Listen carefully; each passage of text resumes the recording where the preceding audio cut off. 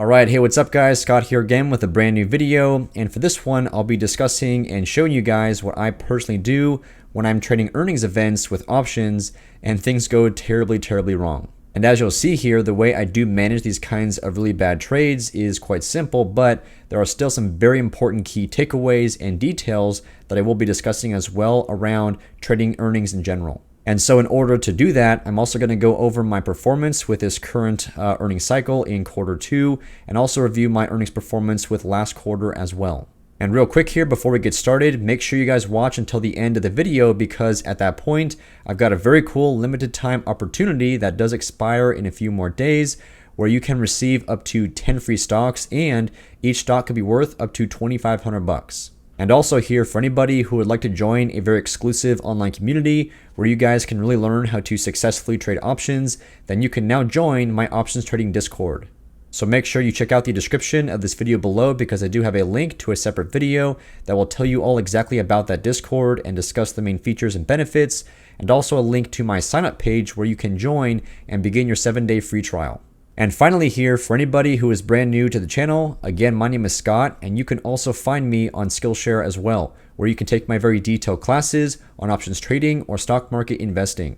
And you will also find some links to a few of my introductory courses in the description of this video as well. So be sure to check them out, and when you join SKILLSHARE using any of those links, you'll get a full 1-month free trial. Alright guys, so first off here to demonstrate what I personally do to manage really bad losing earnings trades, we'll take a look here at ROKU. And so this stock, as you can see right here, is down by almost 22 bucks this morning, which is about a 25 or almost 26% decline just in one day.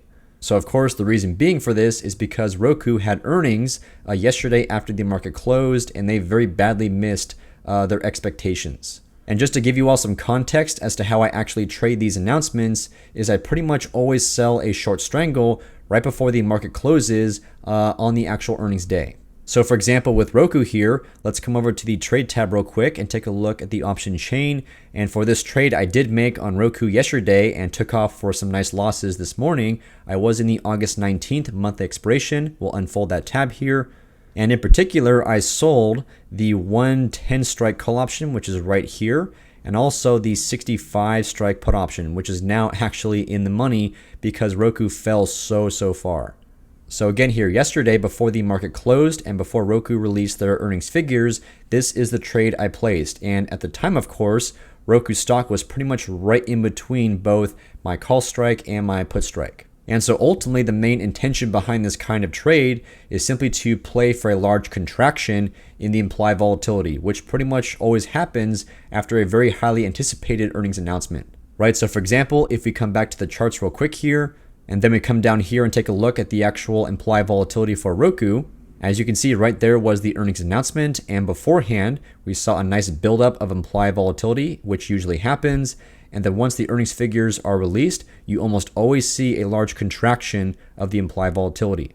So bottom line, what this means is if you sell options before the announcement, because implied volatility is usually so high, these contracts are going to have very high prices. And then after earnings, when implied volatility comes down significantly, that also brings down the prices of the option contracts, and ideally, you can buy them back for a much lower price and make the difference in prices as your profit. Now that being said though, this only works of course if the stock does move in either direction but stays within the expected range or the expected amount. And for ROKU here, the expected move for the stock was either up or down by about 10 bucks. But again, unfortunately, as I showed you right here, ROKU is down by $22, more than twice the expected move.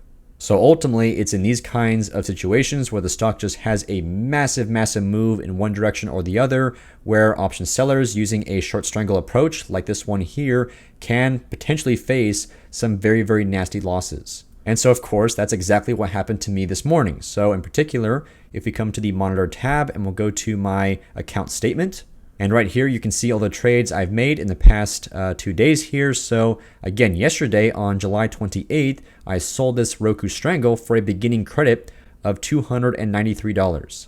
So again, in the ideal case where ROKU moved less than expected, maybe it only went up or down by $5 or $6, not the full 10, then that plus a huge contraction in the implied volatility would definitely reduce the value of this entire position. And in which case, with my closing order, which you can see right here, I would have been able to buy back both contracts for a much cheaper price and make the difference as a profit. But unfortunately, as you can see here, when I did actually close this position this morning, I had to pay a much larger debit of $546. So therefore, the difference here between these two prices is $253. That's the amount of money I lost on this trade. And same thing also with my Amazon earnings strangle as well. These guys also announced earnings yesterday after the market closed, and the exact same kind of thing happened.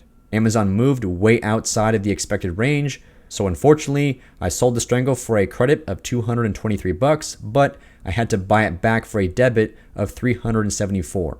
So once more, I did also take a loss on this trade. And for example, if we do come back to the charts and we go to AMZN, and we'll zoom in a little bit here as well, you can see just visually here how far Amazon moved just on their earnings announcement.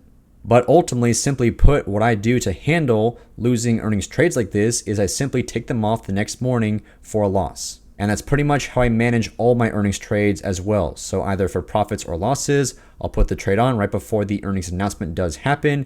And then the next morning, I'll try and take advantage of a nice crush in implied volatility. And hopefully the stock has moved less than expected, which does happen most of the time. But in either case, profits or losses, I'll take the trade off the very next morning. Now at this point, having said all that, there are still some very important key takeaways and details I'm going to discuss now about trading earnings in general. So because earnings are such binary events, right, they pretty much take place over just one day, and your profits or losses are quite instant as a result. That's why in general, earnings are much more risky than a regular trade. But that being said, if you do trade them correctly, they can over time be much more rewarding than regular trades as well.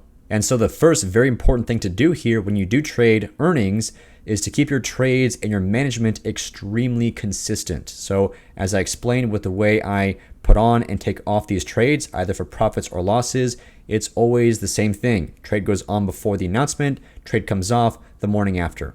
And then on top of that, the trades themselves are always pretty much identical in terms of the strikes I'm selecting and the risk that I'm taking. So for example, with Amazon here, if we come back to the trade tab real quick, and for this trade, I was also in the August 19th monthly expiration, and specifically, I sold the 137.5 strike call option along with the 107 strike put option, which is way down here now. But still, at the time I made this trade here, both of my strikes were chosen to be about twice the expected move for Amazon, which I believe was around $7 or $8. And I also did the exact same thing for my ROKU trade as well. Again, the expected move for ROKU was about $10, so that means both my call strike and my put strike were about $20 away on either side. So thus far, as I've explained, we have consistency with the trade management as well as consistency with the trade structure as well. But also here, it's equally as important to be consistent with the amount of risk that you're taking on the trade as well. Right, so basically the capital requirements for these kinds of trades for Amazon and ROKU, I also traded Facebook and Qualcomm, a few others as well. The capital requirements across all these trades have been very, very similar to each other. So now, for example, if we come over here to this spreadsheet, what you're seeing here are all the trades I've made so far for the Q2 earnings cycle.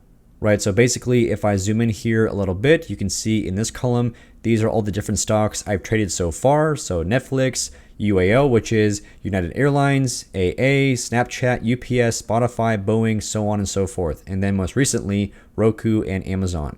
And again, all these trades were short strangles with strikes chosen to be right about 2 times the expected move. Additionally, they were all in the same August monthly expiration cycle. And if I scroll over a bit more to the right here, you can see in this column, this was the amount of risk I was taking in terms of a percentage, right? Basically the capital requirements divided by my account value on each one of these trades. And so on the very low end, we have trades like this one here, where the capital requirements were only 1.44% of my account. And then on the higher end, we have my Amazon trade, which was about 5.5%. But this here is pretty much the maximum amount of risk I'm willing to take on really any kind of trade, no more than about 5% of my account. And so as you can see here with the rest of my trades, most of them were around 2.5 or maybe 3% of my account per trade. And this right here is probably the most important thing to do in terms of your consistency when making earnings trades, right? Keeping your risk in particular about the same with each trade is absolutely crucial, right? Because otherwise, let's say I made a huge earnings trade on Tesla, for example, which is a very, very expensive stock, and therefore the capital requirements on that trade would be enormous compared to these trades here. And if that was the trade that totally blew up, then my losses would be catastrophic. So therefore, if you do keep your risk consistent with these kinds of trades and you trust the fact that the vast majority of the time stocks will move less than expected and you will therefore profit on these earning strangles, then over time you can expect to make a lot of money from them, right? So for instance, if I scroll all the way over to the right-hand side, you can see in this column, these are the realized P&Ls or profits or losses for each trade so far in this Q2 cycle. And overall here, even though this cycle has definitely not been a very good one compared to previous earnings cycles, if I still do take the sum of all these P&Ls here, so for example, I'll type in equals and sum, and then I'll click on this column here, and basically this formula is just going to add up all these profits and losses. And there you go, as you can see right here, even with these pretty bad losses so far in Amazon and Roku, and also, as you can see right here, I did have a pretty bad loss in Snapchat as well, but the combined effect of all these trades so far is still a pretty small profit nonetheless. So again here, this is why I said that for this current earnings cycle in Q2, it has not been that great because obviously, as you can see here, the profits have been quite small. But again, if you make these kinds of trades many, many times over many earnings cycles, then on average, over time, you can expect to make some good money from these. And from my experience, having traded these earnings announcements so many times at this point over multiple years and many, many different quarters, some cycles are just like this, where the profits are just very small or perhaps non-existent. They could be negative if there's just a lot of outsized moves beyond the expected amounts. And some cycles, though, are phenomenal, and you can profit on the vast majority of these kinds of trades. So finally here for this video, if we come over to this tab, this was my results for my Q1 earnings trades.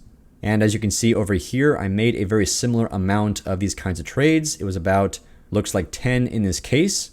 And as you can see here, only one of these trades actually resulted in a loss. And this one was actually a very, very small loss. So if we scroll back over to the right and go to my realized P&L column, and you can see the loss right there, only $55 or so. And again, if I take the sum of that entire column, so equals sum, the combined effect of all those trades was a profit of $1,552.